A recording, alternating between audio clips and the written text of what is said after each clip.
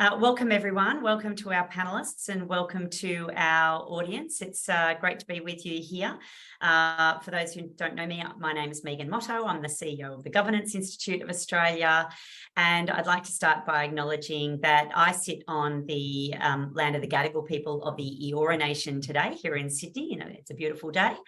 I'd like to recognise our Aboriginal and Torres Strait Islander custodians and thank them for their custodianship of the land, for being the longest living culture on the face of the planet. I think that's pretty exciting.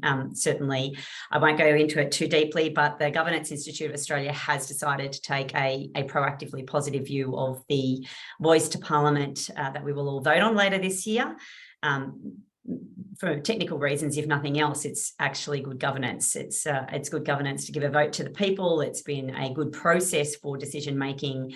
It makes sense to all of us in business land and with whatever land you're in, whether it's in the public sector, the private sector, or the not-for-profit sector. It makes sense to give your stakeholders a say and some ownership in what you decide to do that affects them, whether that's developing a new product or a service or a piece of public policy. So from a governance perspective, it certainly does make sense.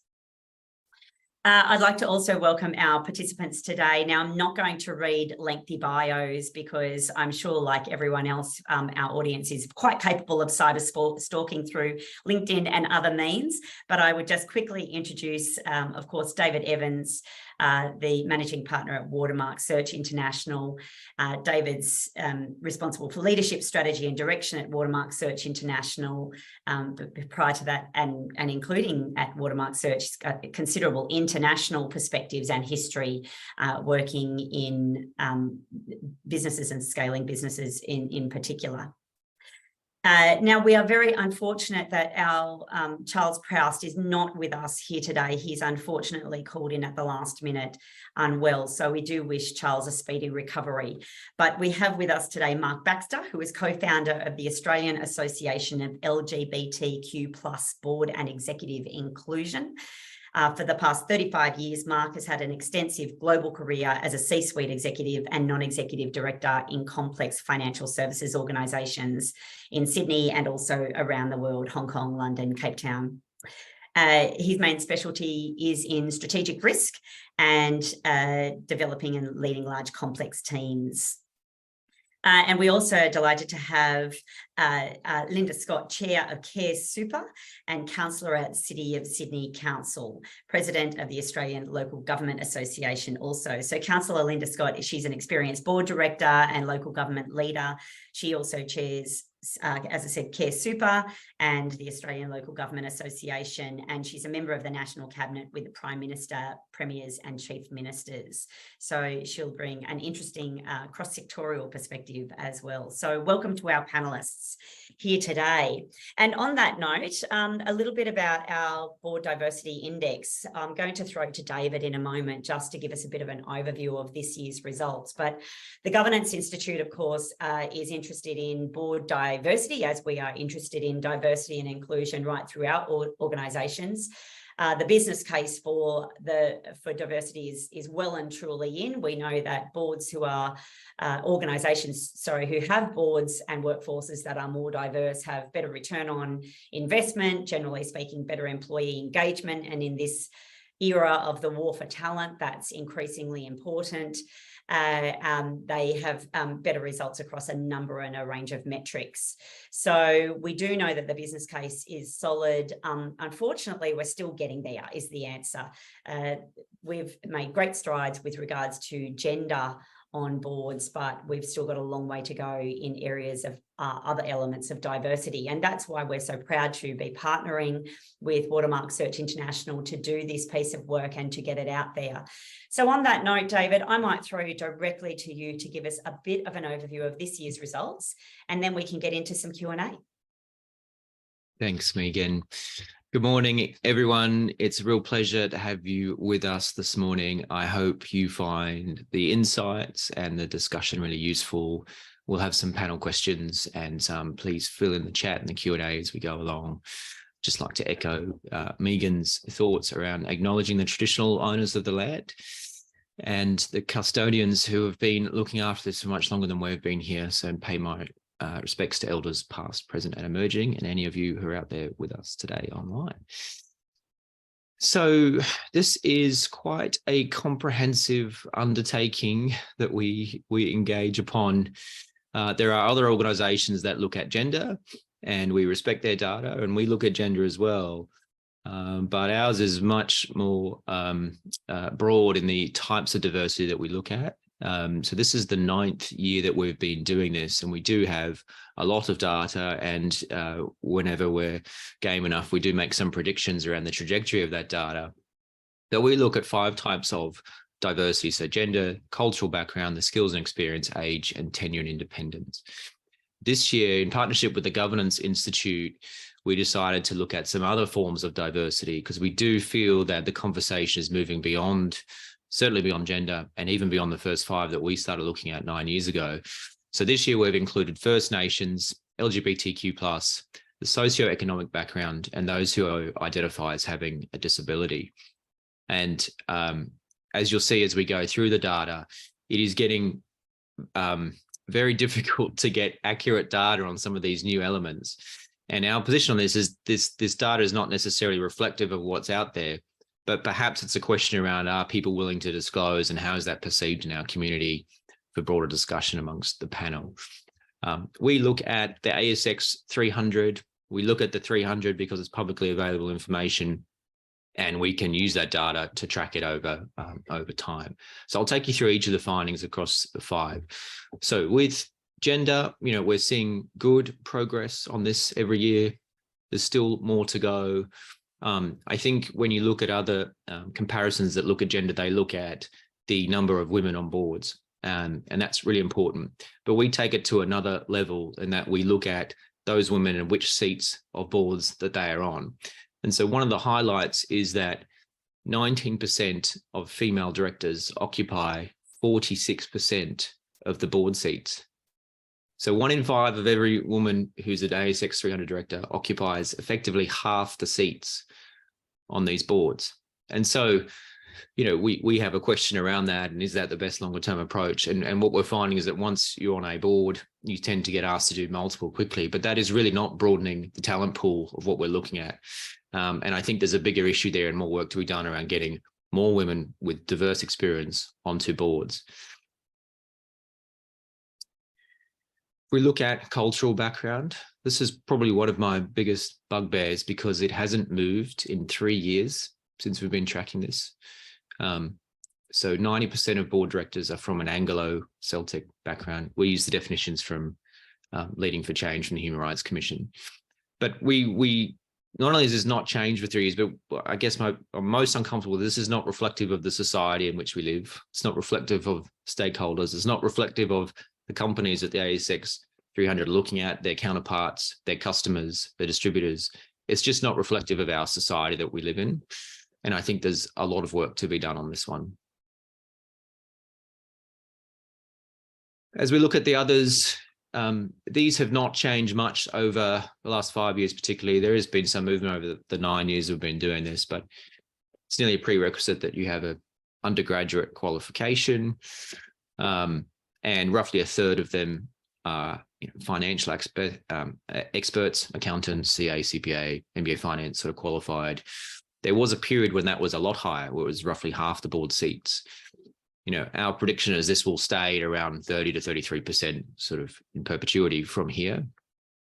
There are other skills and experience that are really growing. We're seeing certainly the emergence of technology, HR, the STEM functions as well, starting to have increased demand. And that's particularly prevalent amongst our clients, as we're seeing. So we're one of the earlier barometers on this, and where clients ask us for these other skill sets, but it can take a while before they come through into the data or they get a seat on an ASX 300 board. If you look at age, 60, we said 60 is the new 60. That hasn't changed for some time. And if you think of it in terms of people have an executive career, typically before they go on a board career, we probably think that's about right. Tenure and independence. So we think they're all quite healthy. And I think if you look at the last one, less than 20% of all directors are regarded as non-independent. We also think that's quite healthy. If you take out major shareholders and you take out CEOs who are also directors on boards, and that number goes down to quite low single digits. So we think that's all quite healthy on that front. These are the new areas that we've looked at. Indigenous directors. So pleasing in a sense that it's doubled, less than pleasing that sense is coming from a very low base. So it's gone from 2 to 4 in the last year, and those 4 occupy 6 seats. Again, there's a lot of work to be done on that one. Disability, we, from the research we completed, we couldn't find anyone who identifies as having a disability on a board. Now, I don't think that's accurate. I just don't think people are willing to disclose. And I think that's a bigger socio issue around why don't they feel comfortable to disclose. But as it stands, no one on the 300 has declared that they identify as having a disability. Through Mark's help, we've roughly identified 10 to 15 LGBTQ plus directors in the 200. Now, that one is a little bit broad. We do know the people are there, but again, people are less than comfortable disclosing at this point. We are seeing some movement on that, and we do really hope that increases over time. But there is some ambiguity on that data just because we actually know the number, but we just don't want to be too specific around listing and naming those people, given that they've given us that trust and confidence. So again, a lot of work to be done on those. So if you are interested in finding out more, this is just really a snapshot. It's a big undertaking. It's a 30-page report with lots of pictures and graphs, so it's easy to digest. And I hope that you download it if you haven't already and find something interesting to discuss and help with your boards. Back to you, Megan. Great. Thanks, David. So look, we want to get you, our audience, involved. I've already got one question that has come in via the chat, which is fantastic. And I'm going to throw that question a little bit later on. But we also have some polls that we'd like to conduct. So the first poll question is, and I hope it comes up on screen at the moment, and that is to get an idea of who is on the session today. What is your current role? Are you a chair, board member, an executive, or an interim executive? We possibly should have had other. If you're other, perhaps just don't tick a box. But if you fall into one of those categories, if you can give us a bit of an idea. Give a moment for the voting.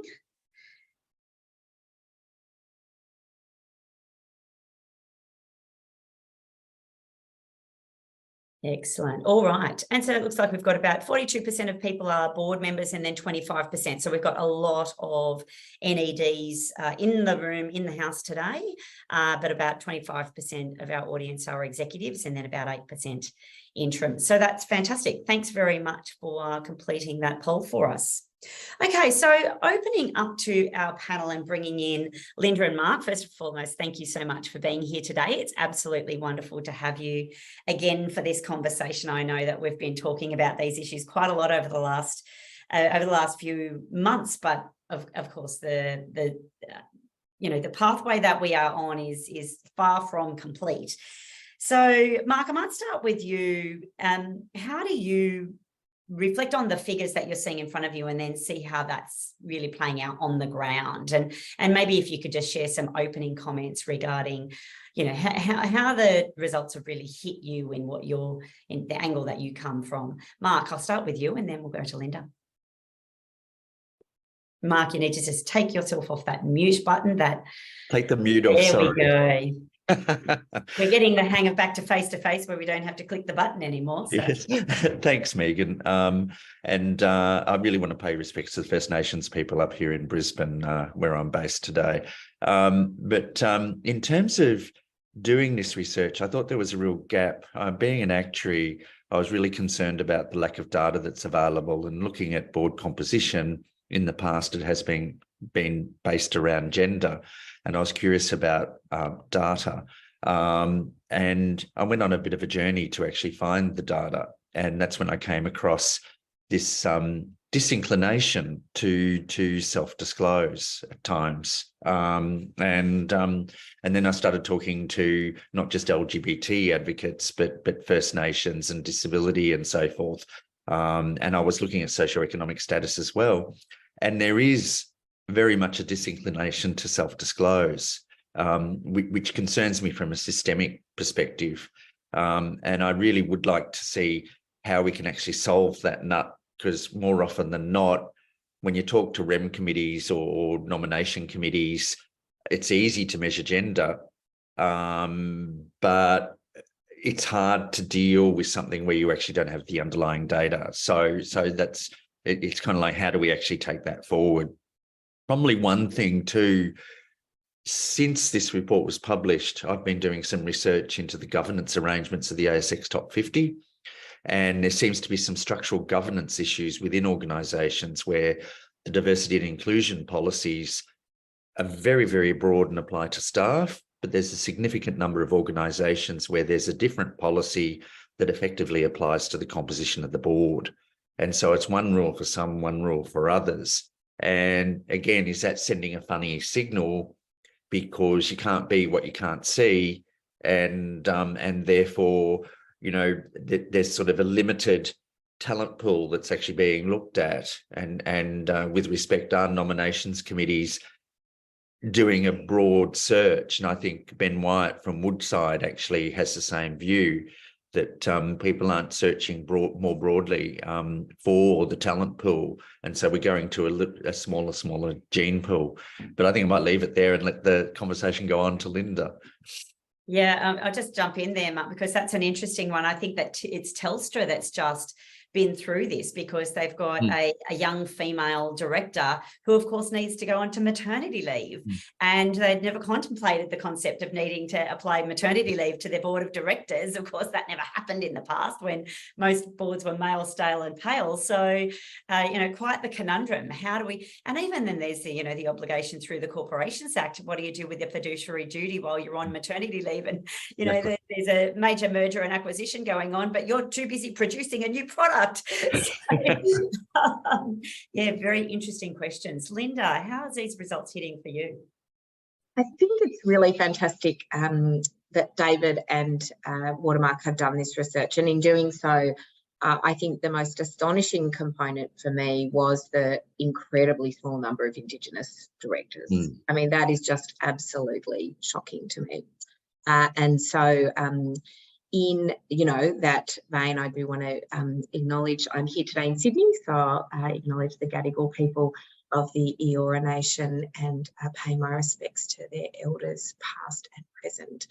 I think it is a series of findings that ring true with me in a couple of ways. I sit on a range of boards. Some of them are elected, so obviously local governments are elected, and the national peak body for local governments, ALGA, that I chair, is also a board that is elected from state and territory representatives.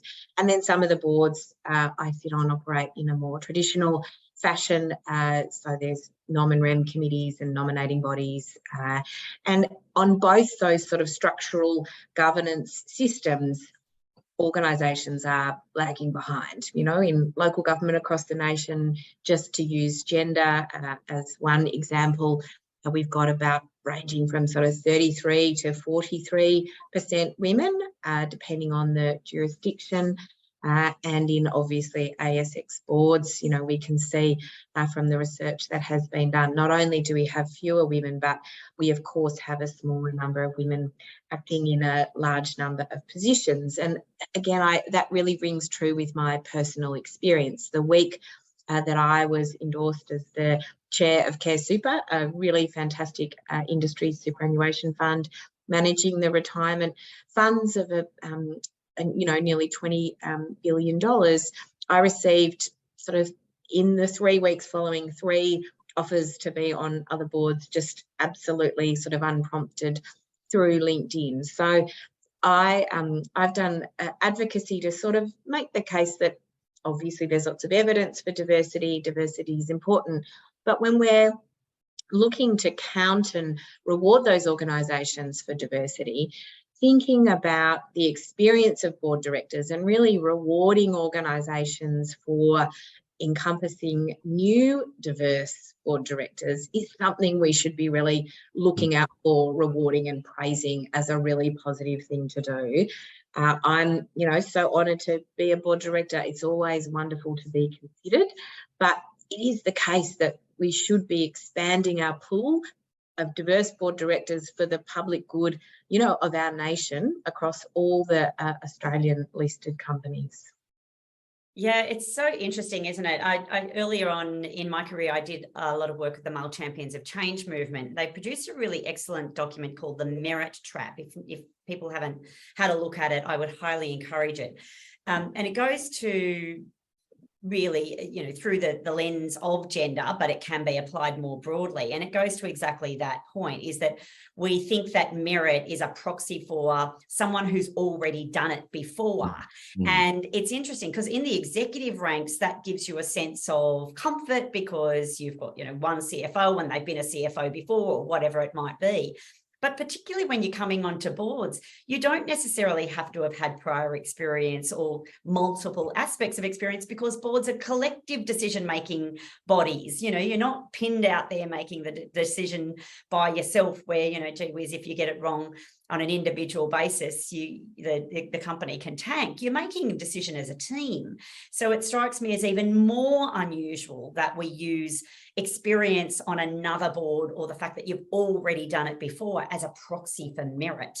And I really want to get into this, David. I'm going to come to you because we want to be solutions oriented. And I know that if Charles was here, he would be absolutely talking about, you have to use non-traditional pathways if we want to expand the pool. And Mark, I can see you. I'm going to throw to you because I can see you nodding vigorously in the same way. But how do we get to these non-traditional groups? So I certainly know that using a firm like Watermark to do a process-oriented search is a better way than sitting around a table and going, who do we know? That's a starting point.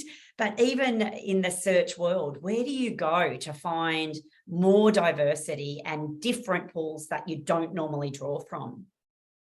Yeah, it's a great question, Megan, and one we're doing more and more of. And you know, Linda, thank you so much for sharing your experience, because you know that's certainly our experience when we go and talk to chairs around appointing new directors on boards.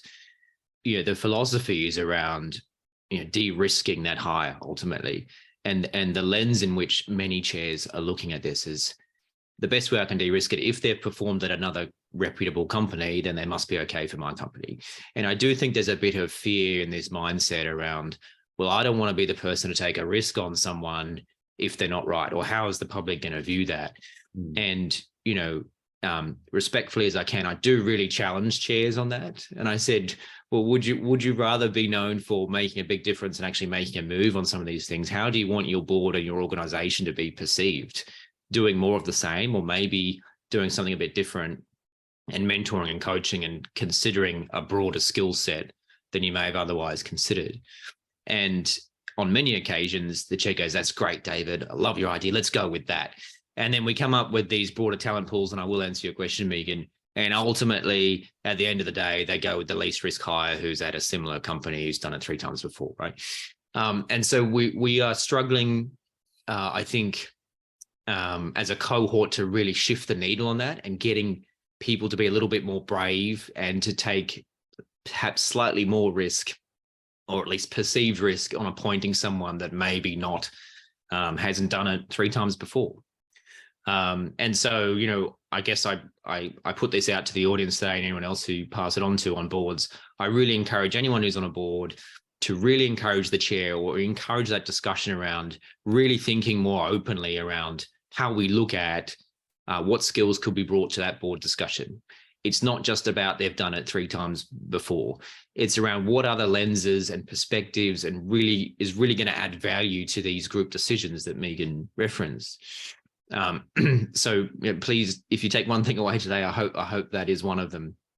In terms of Megan, where do we go and look for them?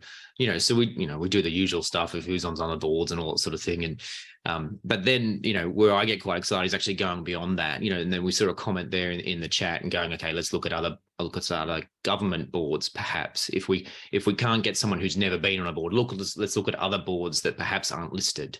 They could be large private companies, they could be government, they could be associations, they could be for purpose. There's lots of other places that we can go where people get really good grounding and boardroom discussion experience. And then we also look at those that have reported to a board, because they've seen it. You know, yes, it's a slightly different on the other side of the table, and we do help people with that, and we have courses around changing your mindset around being on a board. but it's those that have some board experience or board exposure. So for us, Megan, it's really around bridging the gap. Do they have some exposure? Do they have some experience that we can leverage, that we can position a case for them to the chair to sort of say, I think that you should really consider this and unpack this in greater detail. And then it's looking further afield. We look internationally, we look at other companies. There's lots of places that we can go that really uncovers a broader network. And I don't want to shift the blame to say it's a board's fault. It's not. But I think in collaboration with our firm, and there are many other good firms out there, to really be open around where they would consider for talent and what are the real competencies that you need on this board. Once you've done the skills matrix, what is it that's really going to add value to the discussions that you're looking to have on your strategic issues over the next 3 to 5? And then let's focus on the competencies, not that they've just done it before. Indeed, Mark, I know you're dying to jump in on this one. All right, you might get a slightly cynical response because I can't help myself, but there has been research in the US, some quite significant research, particularly into LGBTQIA plus directors and other underrepresented groups, where they feel as if the biggest barrier to actually getting on a board is networking, that they actually don't network in the places that other board members network. So, to use a Sydney context, I'm not a member of Royal Sydney Golf Club, so I don't hang around with and I don't play golf. But it's those sorts of networks, or the Australia Club, which still doesn't include women. So there's those networks that still actually exist, and it's still, I think, very, very strong. And bouncing off David's point, I do find it fascinating that there's a view of having a low risk hire, because if we actually look at all the research, you need a diverse board, you need those uncomfortable conversations, but respectful, and those conversations from different perspectives. But I often worry that the low risk hire is a high risk hire because you might end up with groupthink around the board. And so perversely, the low risk becomes high risk because of the potential for groupthink. So, I do actually worry that we just can't get to the right people. It's not just the gay community, it's not just First Nations. It's like, how do we get those networks together? And strangely, our little organisation's only been going for about 6 months, and suddenly there's these really talented executives contacting us to try and get a network together, which is lovely. But I think that it actually showed that there's this pent-up demand there in terms of pathways to getting onto boards. Indeed, the flip side of risk, of course, is opportunity, isn't it? Yeah, it is. So you might want to take the low risk option, but maybe you should take the high opportunity option. Yes, that's a good way of putting it, actually. Yeah. Look, we've had a question come through the chat, and it's sort of centered around this, people being on multiple boards. And that is that it can often be viewed as being useful for someone to be on multiple boards because they bring the knowledge and experience and, conversations that they're hearing on other boards to the boardroom. But Linda, I'm sure that you've experienced rooms where it's not just directors that are sitting on multiple boards who have different perspectives and viewpoints. That's right. It's not to say that it's not useful. Of course, it is useful when, people make a contribution in the boardroom and say, look, in another place, we've been discussing how we might grapple with this particular risk or this particular shift or this particular opportunity. There's absolutely benefit in skill and experience. But similarly, in the organisations I sit on boards with, they're predominantly member focused. And so one of the real expertise and skills that we look for is knowledge, engagement, interest, and sort of in-depth thought about the nature of our membership. And I think this, for example, is a really underestimated skill. So in the industry super movement, we have nominating bodies typically on many of the boards that come from both the industrial arm, so unions, and also employer bodies. And those representatives on those boards make incredible contributions, in part because they know our members, they know who they are, what they care about, what they value. And we've got a legal obligation to make decisions about our members' best financial interest. So I think it is the case that, people think about their skills matrix often in very traditional ways. I trained to be a psychologist. I'm not an actuary, an accountant, a lawyer.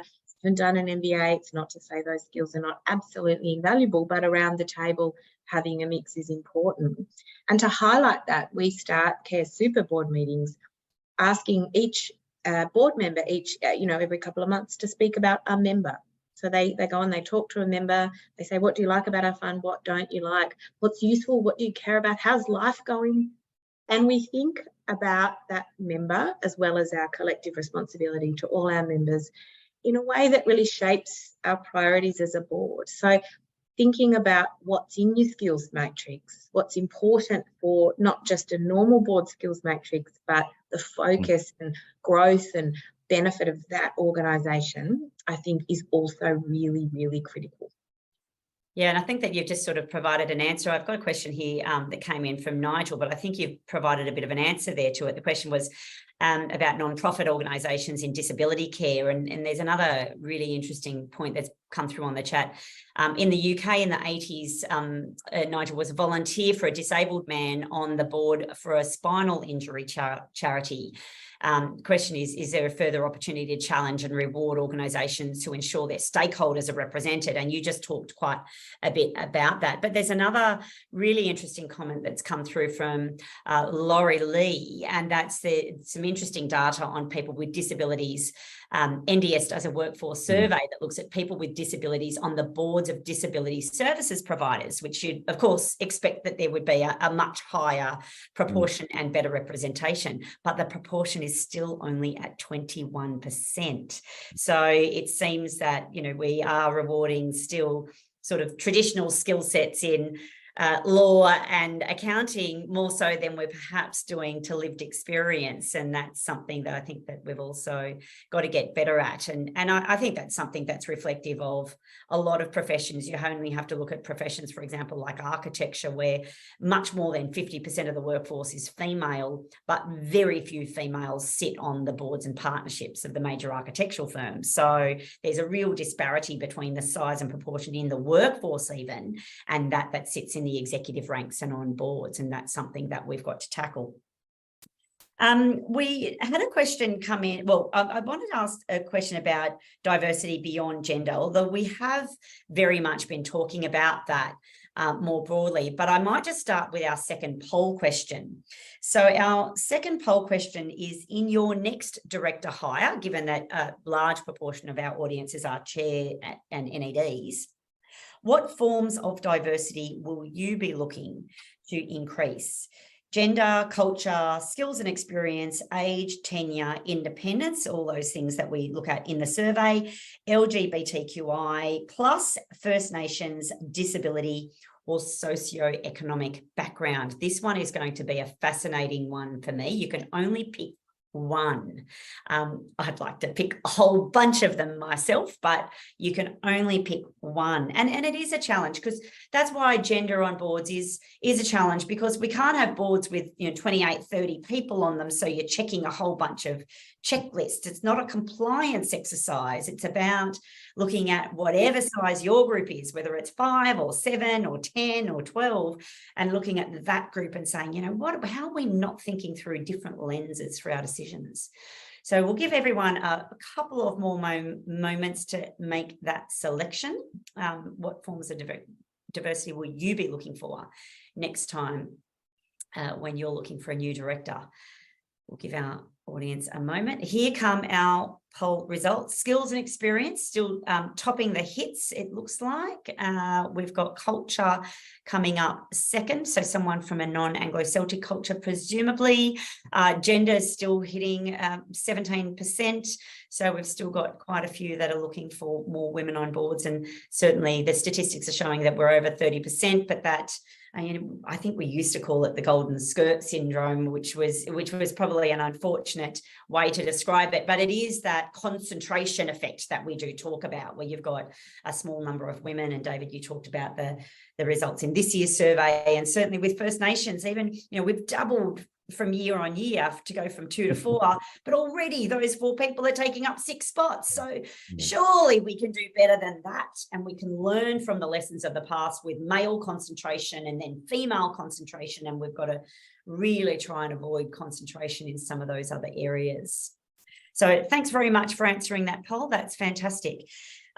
So I might start then, Mark, just talking, we've been talking beyond gender. We've been having a bit of a conversation in a separate group around whether or not there should be broader targets. And if not targets, then perhaps reporting against some of these other elements of diversity. I know you've got some strong views on that. There's some views about whether the ASX listed company principles and guidelines, recommendations and guidelines should be strengthened. We have gender reporting at the very least through the Workforce Gender Reporting Agency, whether that should be expanded. What are your thoughts on whether or not we should be reporting at the very least, if not setting targets? And if we're going to set targets, they've got to be targets with teeth, right? Yeah, exactly. Look, I really do believe that setting targets based on identity is actually a bit of a nightmare. And it's really very, very hard to manage. And to be perfectly honest, you probably get a fair bit of pushback as well. In terms of looking at what I've been doing, I've been looking at other underrepresented groups as well.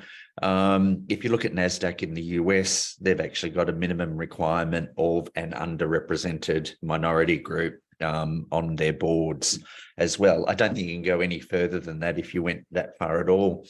I think where I come from is that in terms of searching for new directors, in terms of the nominations process, you actually get the widest gene pool possible. And I agreed with the survey results. You know, you do need particular skills on the board. They should come first, and the other parts of identity should come second, but it almost should be, it just doesn't matter. And so you end up, you know, you might have an LGBT person on a board for a term, then you might have a disabled person on a board for a term, and so forth. You swing through, so to speak.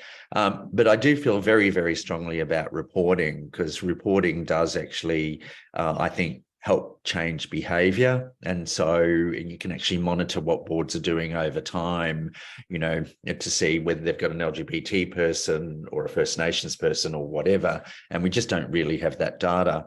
And I alluded to some research I've done on the ASX Top 50 before, and there's only one company that really reports in detail at the board level in terms of LGBT, First Nations, culture, and geographic location, amongst other things. And that's actually Woodside Energy. And they're the only ones that do that level of reporting at the group board level. And it was interesting. I caught up with Meg O'Neill, the chief executive of Woodside, and she actually said she found it incredibly important to report that at the board level. And it was also reflective of what she wants to happen with the workforce at Woodside as well, from a diversity perspective. So it's getting back to that, you can't be what you can't see. So I do actually think reporting is incredibly important. I was a bit disappointed. I was glad I found one, but I was actually disappointed that it was only one in the ASX Top 50 that reported at that level. Everybody else reports on gender, tenure, and experience. Some of them did culture, some of them did First Nations. You know, well, very few did First Nations because there's very few boards with First Nations on them. But it was only Woodside that had very extensive reporting at the board level. And I think that really helps in changing behaviours, because you can just see what's going on. Yeah, just to add to that, Mark, or if I can, Megan, in our report, we looked at lots of different jurisdictions and legislations around the world on what companies have to have on their board. And you know, there's some interesting stuff in Europe going on. One of the ones that I found particularly interesting was in California, where they have to have on their board someone who is of Indigenous, of American culture, or LGBTQ, or of a diverse cultural background, be it South American or from Asia or wherever the case may be. But if they don't have that, then they get a strike on their name on board reporting, right? And then we've looked at how effective are these things in different states. Does it actually shift the dial? You know, do the targets work? And in many cases, they do. So in the report, we go through lots of different jurisdictions around how it might work. And you know, I'm not necessarily going to say that's the only way, but we do find what gets measured gets done, and so it can be a way to start the momentum on these things. If I can just have a quick addition to that.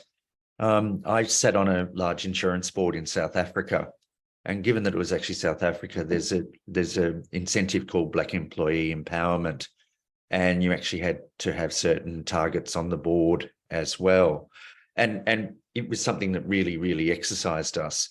But the thing that actually really exercised us was it's this exclusivity factor, which is happening with women in Australia. There ended up being a very small cohort of people who ended up being in demand to actually join these boards. And what was exercising us, we were trying to work out how do we actually get the pipeline improved so we can actually extend the talent pool and actually have more people on our board that hadn't had the opportunity. So depending on the culture that you're in, and I know that the UK is actually a bit stereotypical, the UK is actually looking at socioeconomic background in detail, and a cynic would say that's possibly because of the class system in the UK. So it's kind of, there's these cultural drivers going on, but the exclusivity factor seems to dominate around the globe. So we've been doing some work on that. I sit on the board of ACSI.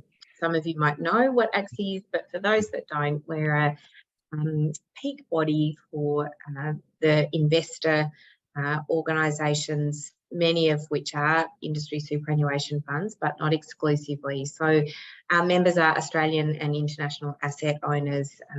We've got more collectively than $1 trillion of funds under management, and we've been providing advice since 2001 to these asset owners about ESG issues. So a huge range of issues we do work on, you know, from the European board to gender on boards and other forms of diversity.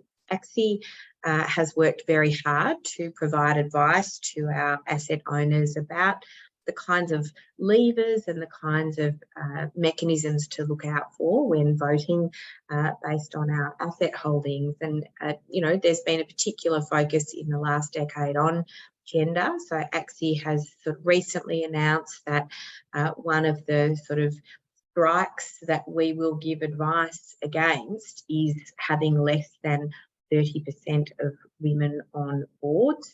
ACSI is also actively looking to better reflect strikes for other forms of diversity, and that's, you know, a gradual process for which we will consider whether or not we undertake some further research on this. We do it because we know that for our members, this is a really important consideration to the success and financial performance of a company. ESG is, of course, a very evidence-based way of ensuring you're making a good investment. And as I said earlier, you know, our responsibility on these boards is the best financial interest of our members. So we're very clear-eyed about the necessity of measuring diversity. We're very clear-eyed about the importance of this. So there are ways to generate good pipelines, and this is one of the important ways that ACSI works in this space. Yeah, it's wonderful. And there's so much conversation around, you know, this requirement for metrics. And so it's a really good conversation. David's spot on, what gets measured gets done. And you know, information, benchmarking information has been shown to be the rising tide that lifts all boats across industries. So whether it's your benchmarking your financial data with other firms in your sector, you know, there's a ratcheting up effect that comes with this disclosure of data. So I think it's really important, but then we've also got to sit on the solution side of it. Once you know the problem is large in your organization, then you've got to reach into the solutions. And we've had some great suggestions actually coming through on the chat. David, one of the suggestions, and we might talk about it perhaps for next year, is to have a look at government boards in addition to the ASX listed boards and try and get some, because publicly available data around some government boards. So that's really interesting there. We've got another one here about boards that are advertised on LinkedIn from Sarah Matheson, who when you advertise for your board, you ask for an experienced NED. We're straight back to the point that we were making. The suggestion here is consultants will often take the same approach. They want experience before. It's very hard to be considered for roles that are outside the perception of experience or skills. One way to bring on new talent is through the board committee structure. And there's been another comment about board observers.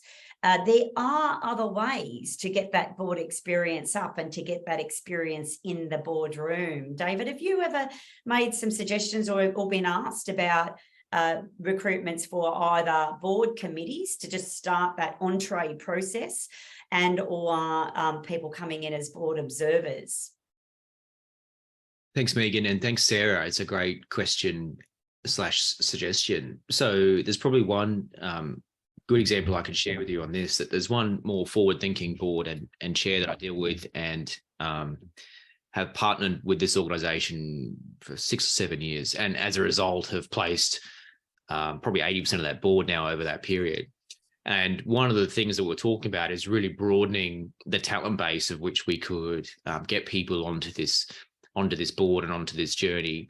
And we did find there was a bit of a gap, and how do we bridge that gap? And one of the ways is these committees. So we've actually created a couple of committees that report to the board and are part of some of the board meetings, just to increase that exposure and have them more attuned to some of the topics around boardroom table. So we've got an advisory board committee, there's a development board committee, there's a strategic board committee, and we actually have these 3 committees that all have various projects that they're working on, and they report to the board every other board meeting, basically.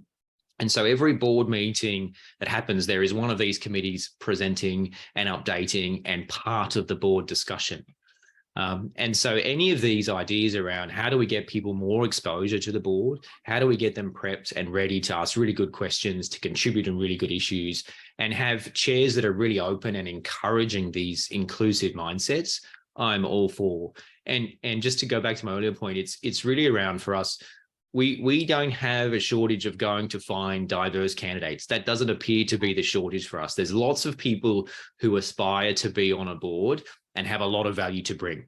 It's really for us the challenge on getting more and more chairs and boards open to considering a broader skill set, or those that maybe just haven't done it before, and we can help in lots of different ways. We can do cases, we can do testing, we do psych testing, we can do all the things we can do these development committees. But the more that I can have more chairs and more boards open to taking a little bit more risk or less risk to the earlier discussion, I think we're actually going to start to break some momentum on this. I also think a good lead indicator is looking at the policies of the board before you consider joining and how much they value professional development. So, of course, you're not just a sort of slate with all your skills built in that's stagnant, right? So in many of my boards, we absolutely have, a minimum requirement of a certain number of hours of professional development. We have budgets for professional development for our board directors and, of course, for our staff, to reflect the fact that, board requirements change, skill sets change. It's really important to value and invest in professional development. And I always think when I'm looking at boards, one of the questions I ask is, how do you do your professional development of your board directors? Do you have a minimum requirement? What kinds of activities do you undertake? Whether it's going to conferences or doing professional training seminars. I'm doing one at the moment, a 5-day course. These are really good things for everybody to build their skills. But I think a board culture that recognises the importance of professional development, to recognise that a director is going to learn over the course of their term as a director, these are really good cultural indicators as well of companies that can add value. These are good financial indicators of the health of an organisation, not just good for diversity's sake, although that's also a good thing.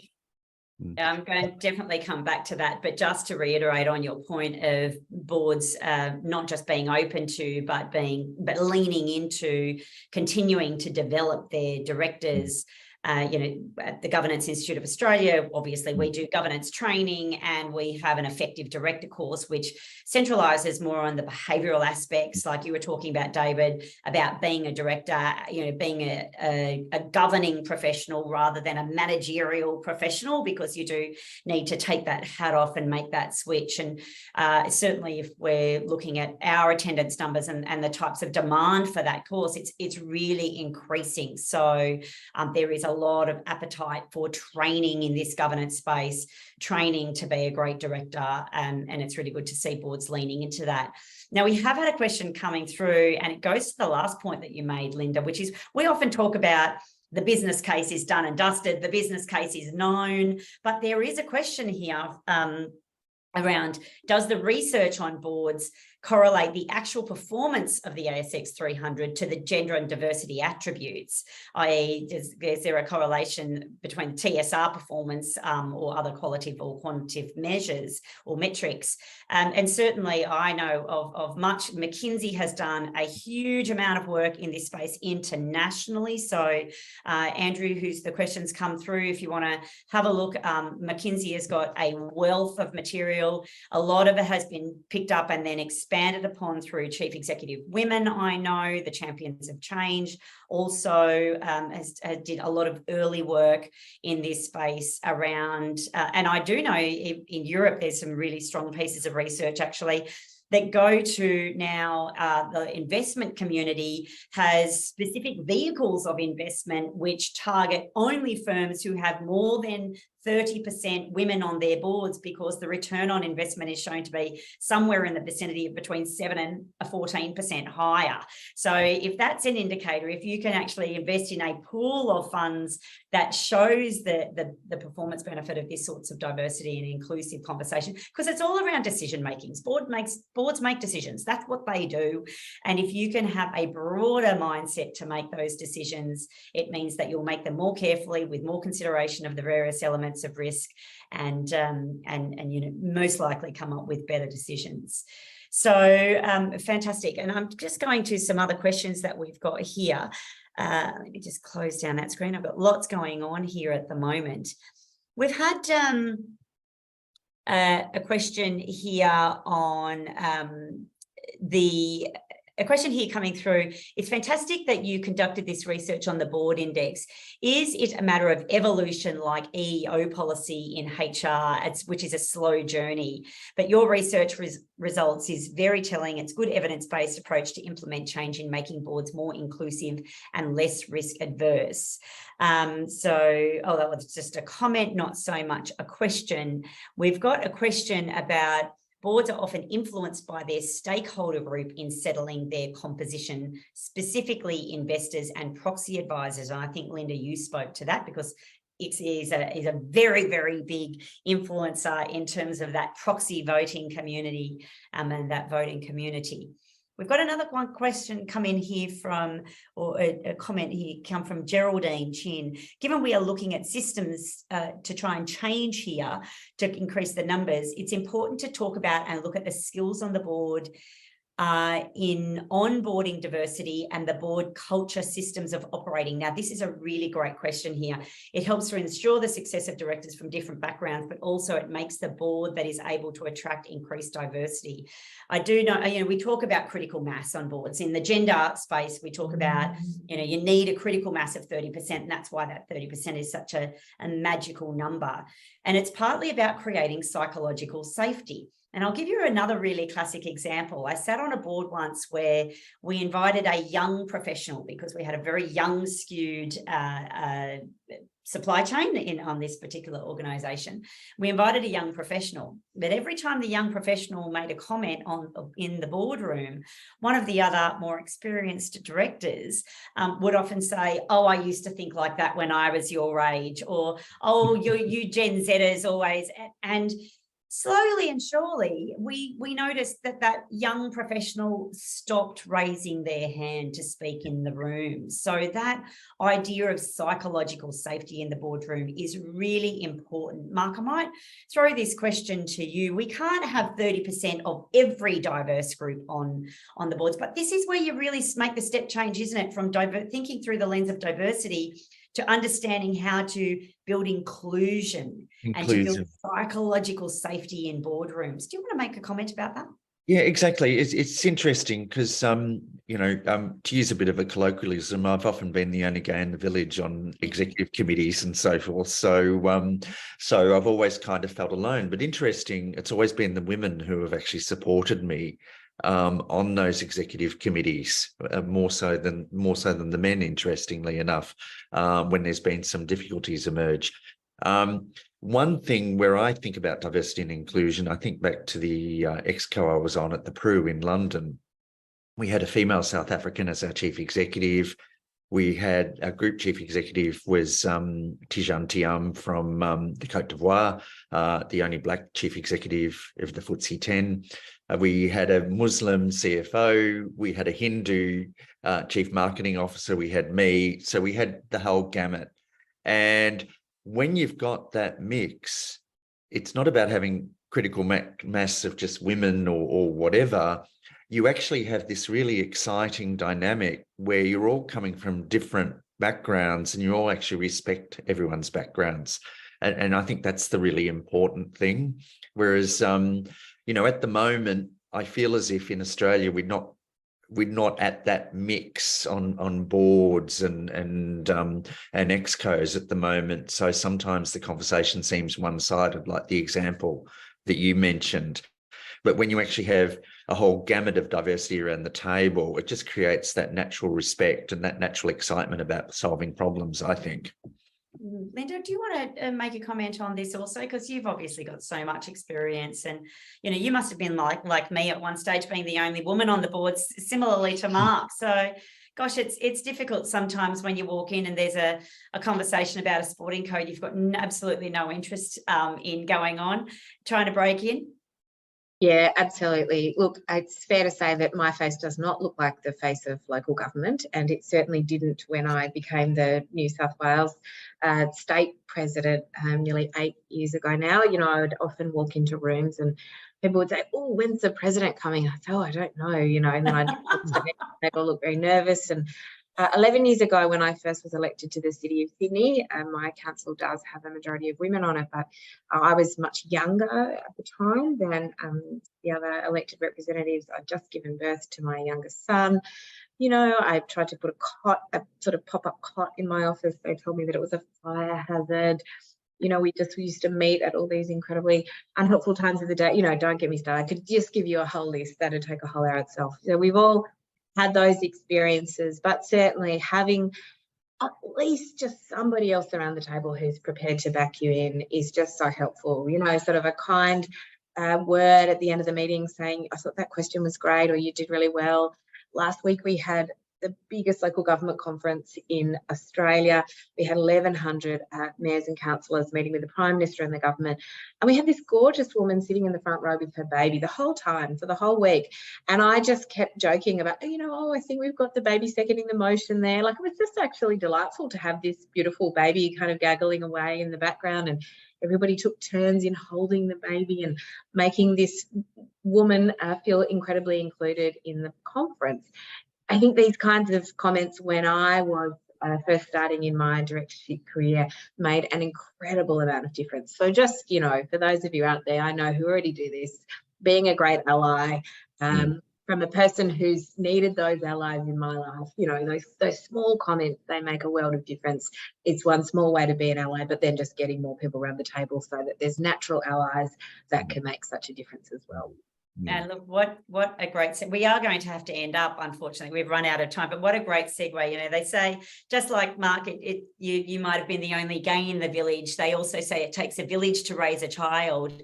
It also takes a village to create a great organisation. And, that is what we're looking for here. I think the key messages for me coming out of today and for all the sessions that we've run around this year's report, first and foremost, we are not there yet and we are not getting there fast enough. So we have to break some rules, take some more risks. It really is up for boards and chairs in particular to take a riskier decision and look beyond the usual and to really think about how they look through the lens of curiosity. One of the key skill sets that we see time and time again in board role specs is curiosity, a sense of curiosity. Well, the great thing is about diversity, you get to learn from your fellow directors because they bring all these different ideas and perspectives and things that you've never thought about to the table. And it's just such a wonderful experience to be in a boardroom that celebrates that learning and that curiosity and the respect that you were talking about, Mark. So lots of lessons coming out from today. Good luck to our community. Thank you very much to our audience, and we will let you go. Thank you so much, Mark, David and Linda. A delight to talk to you for always. We could go on for a week, but we will let you go because we're out of time. Thanks so much to our audience. Thanks, Megan. Great Thanks work. all. Thanks everyone for your questions. Thank you.